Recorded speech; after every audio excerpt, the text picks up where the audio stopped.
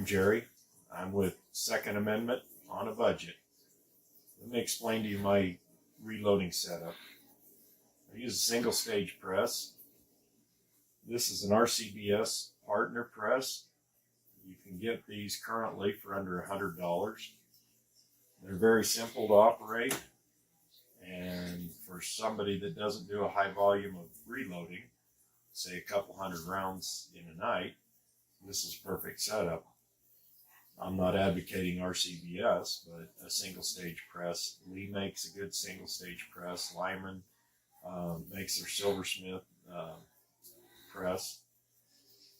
When I first started reloading over 20 years ago, my first scale was this RCBS 502 scale. To tell you how long ago it's been, the price on this was $39.95. Nowadays, they're close to $100.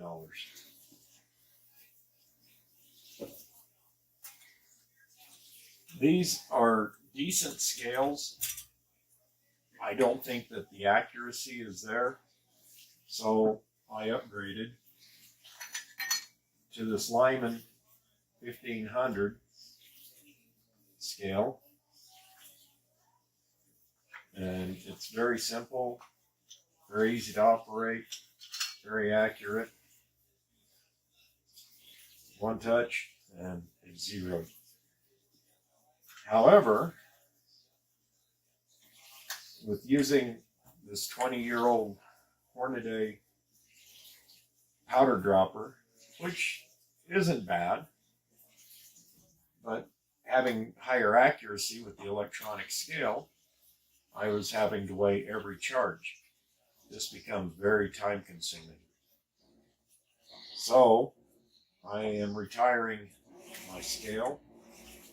I've already retired my beam scale. I'm retiring my Hornady powder drop. What did I get? The Hornady lock and load auto charge powder dispenser. Bear with me while I put everything away, and we'll break this out. Let me clear my bench. Okay, let's do some unboxing here. So we open this up. First thing we notice, this used to only come with one brush, but now it looks like Hornady's giving a second brush to clean this out. Let's pull this out.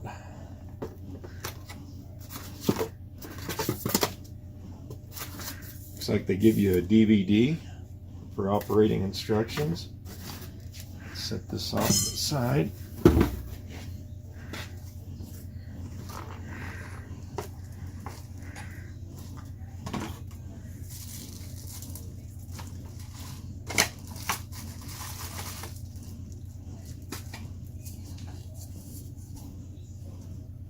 Some paper, cardboard inside just to keep this from getting crushed and scratched. Nice touch. The lid.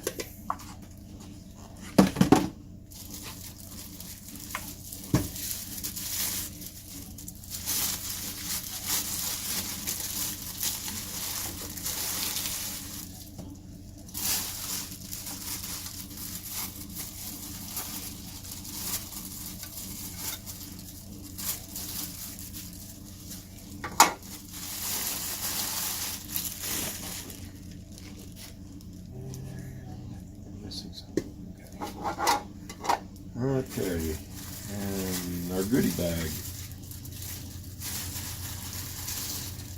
Have our power cord. Okay, looks like I've got to find the 110 volt adapter.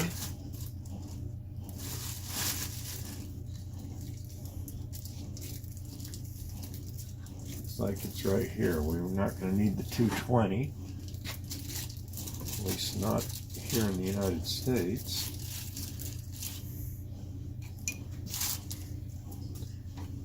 Okay, this simply slides in.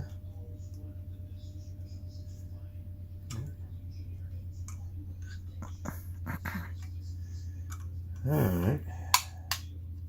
Ah, I had it too far. Push down. This will go in. Okay, we're good to go. And we have our pan. We have our check weights. Be back to start this up. We'll go through the functions. Okay, let me explain about some of the tools and equipment that I use in my pursuits of my Second Amendment rights. I cast my own bullets in some cases, so I have these Lee 2-cavity bullet molds. They're in a variety of different calibers. This one here was actually for my .36 caliber black powder, which I no longer have, but you can size these down and make them smaller. I'll go through that in a little while in another video. But these right now are running right around $21.99 a piece for the Lees. Other manufacturers are going to be substantially higher. You'll notice a theme as we go along that I use a lot of Lee Precision products. I believe I get the most bang for my buck out of them. Are they the best? Depends on what you want. If you're looking to shoot 2 miles, no, you're probably going to look for other products than Lee. But for getting the job done at the best price, I have to recommend Lee. I've had really good success with them. These RCBS dies, I've had these for probably 30 years. When I first got into reloading, that was for my .38 and .357 revolver. Right now, these dies go for about $60. They're good dies, but at the time, Lee wasn't making these, so RCBS was who I went with. I also use these 4-die carbide for pistol. These are running right around $46.99 current price. Believe me, I didn't pay that when I first got them, but I've had these for probably 20 years. To the 7.62 by 39, to 223, 222, 30-30, 30-06, 243, 6.5 Grendel. These are all calibers I shoot and I reload for them. The 3-die sets are running between $32.99 and $36.99. These are not carbide. You do have to lubricate your shell casings with these. Then as I cast my bullets, I have to size them. So these are the sizing dies. They come in the these nice little handy containers, which also hold the bullets as you press the dies through. As I go through casting, I'll show how to size your bullets. These right now are going for right around $19.99 a piece. Okay, one of the things that I have is a universal decapping die. If you were going to be reloading 223 and 5.56, you're going to find cases get stuck in your dies. So having the universal decapping die, I can decap my brass and then I don't have to worry about them getting stuck. And once they're decapped, when you go and do a full length sizing on 223 and 5.56 cases, you have less of a chance of getting them stuck once they're already deprimed. So I use this decapping die whenever I'm working with 223 and 5.56. Now, I use a Lyman Easy Trim. It comes with the set of pilots. Your case goes in here, it's locked down.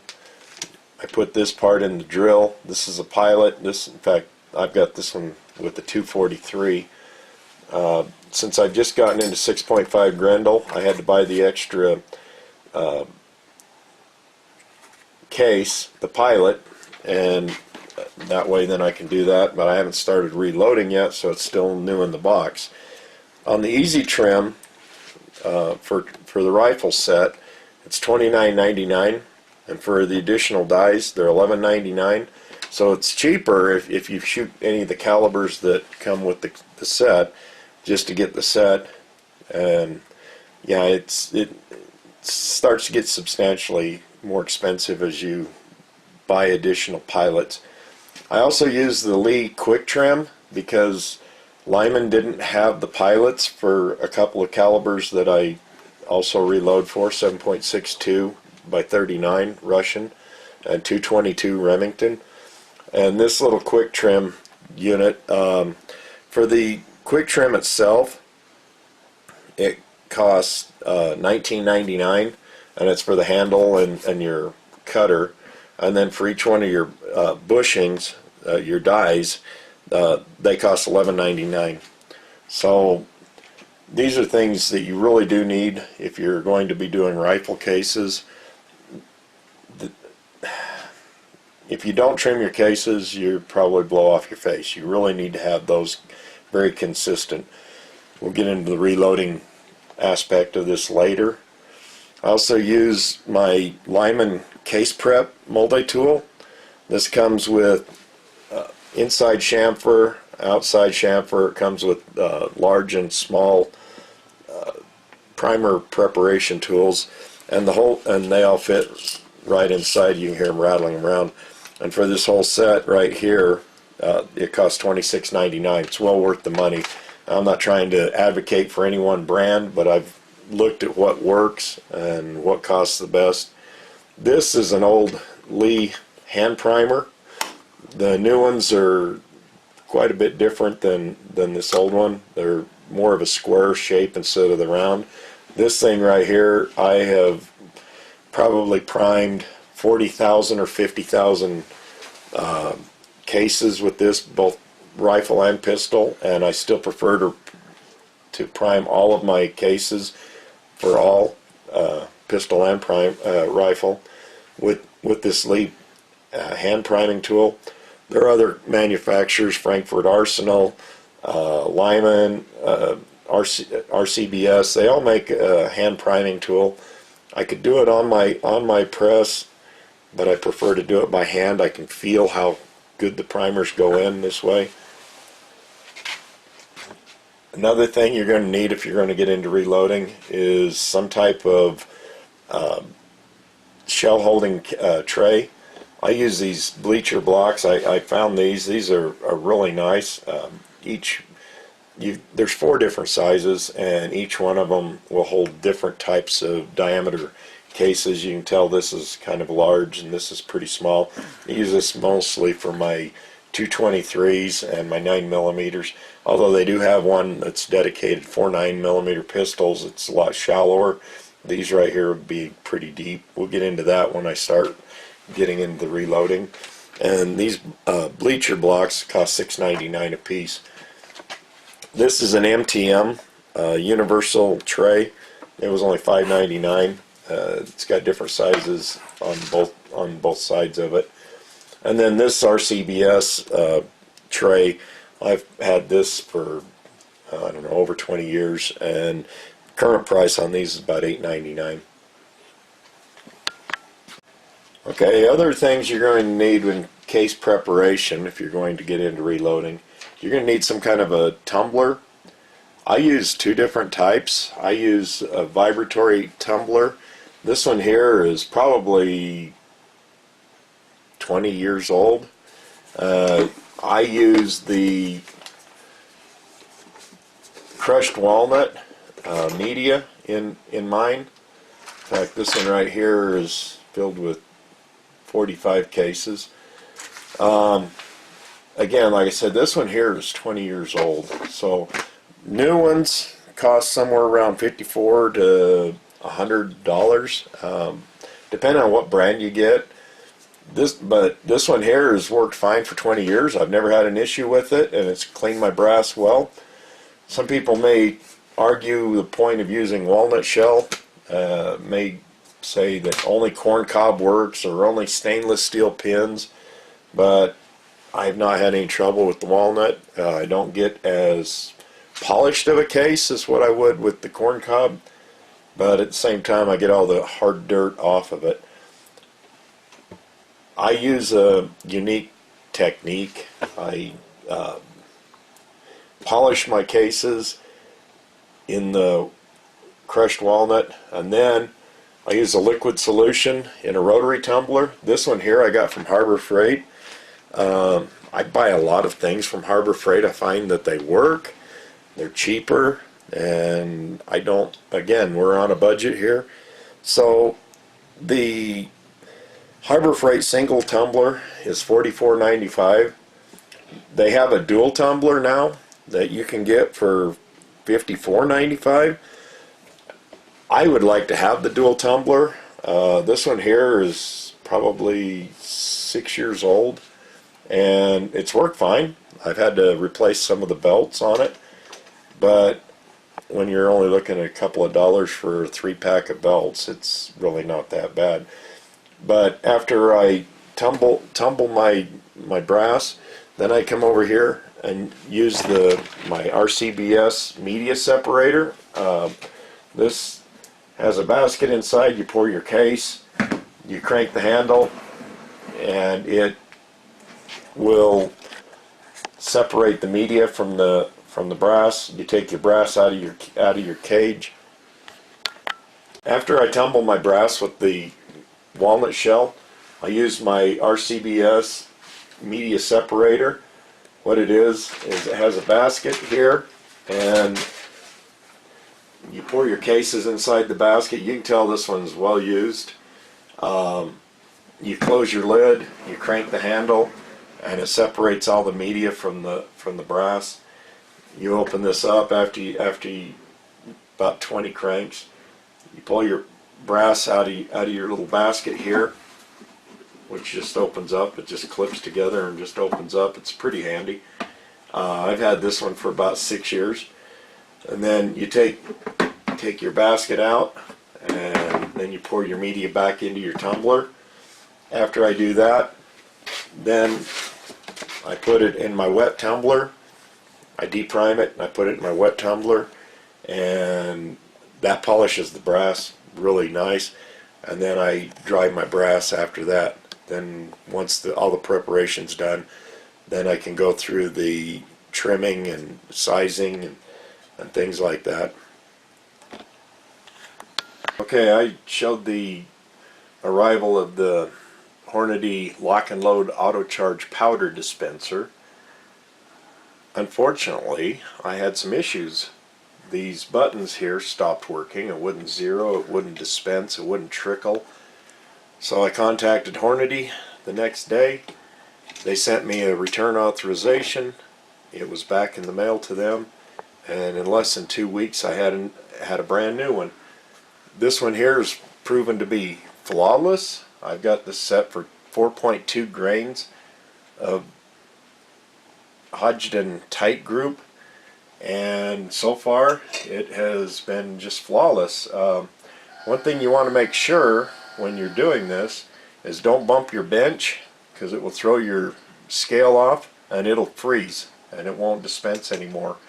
But as long as you're not disturbing it, it goes pretty good. I've got it set on the fast charge right now, and I've loaded 47, this is number 48, and exactly 4.2 grains.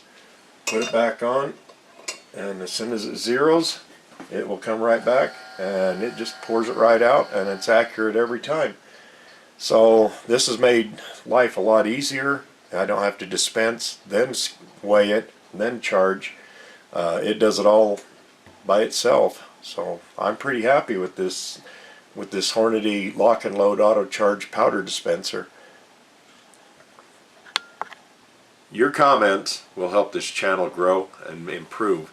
So please leave your comments below. If you like this video, please punch the like button, subscribe, share this video with others, and please come back again next time. Thank you.